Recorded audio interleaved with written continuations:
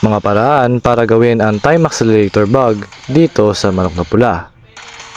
At bago tayo masimula, i-click nyo ng like at subscribe para mag-updated kayo sa ating mga content. Tara, let's go! Ang unang paraan para gawin ang time accelerator bug ay pipili muna tayo ng mga manok na below S-class level o kaya mga level na hindi level 20 na max. And then, pumunta kayo dito sa dragon hanggang lumabas itong warning sign. And then, pumunta kayo dito sa ultra sisiu na window. And then, click nyo yung OK.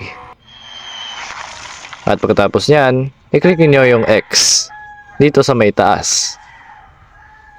At pagkatapos ninyo maklik yung X, is kinakailangan ninyo magpatalo dito sa dragon.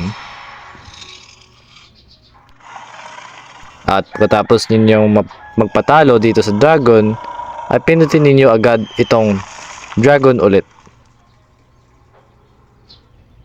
At pagkatapos yan, is maghintay lang kayo hanggang sa lumabas na yung buttons. At yan na ang unang paraan para i-activate ang time accelerator bug. At ito naman yung ikalawang paraan para gumana yung time accelerator bug. Una, kinakailangan muna nating makuha itong warning sign dito sa dragon. At pagkatapos niyang makuha yung warning sign dito sa dragon, ay i-click na natin yung tap to start. At pagkatapos niyan, is kinakailangan na natin magpatalo dito ulit.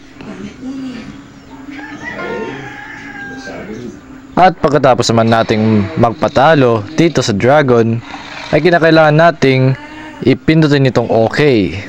At pagkatapos niyan, ay lalabas na yung mga buttons.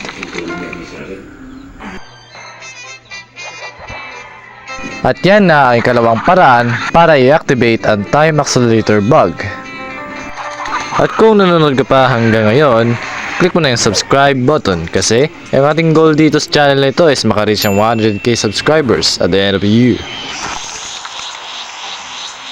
At ito naman ang pangatlong paraan para gawin ang time accelerator bug. Una, pumunta kayo dito sa campaign. At ang goal ninyo dito is kailangan ninyong manalo dito. At pagkatapos ninyong manalo is mag-click lang kayo na mabilis hanggang sa lumabas itong window na ito. At pumunta na kayo sa dragon. At i-select niyo yung OK and then back button. And then, pumunta kayo dito sa campaign. At talunin niyo yung dragon dito. Kinakailangan niyo manalo dito, guys.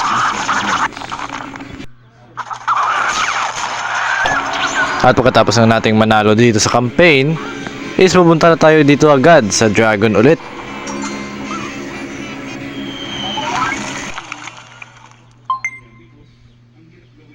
And eventually, lalabas na rin yung buttons para magamit natin yung time accelerator bug.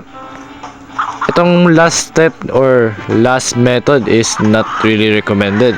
Yung pinaka-recommended ko dito na paraan sa pag-activate ng time accelerator bug ay yung method number 1 at method number 2.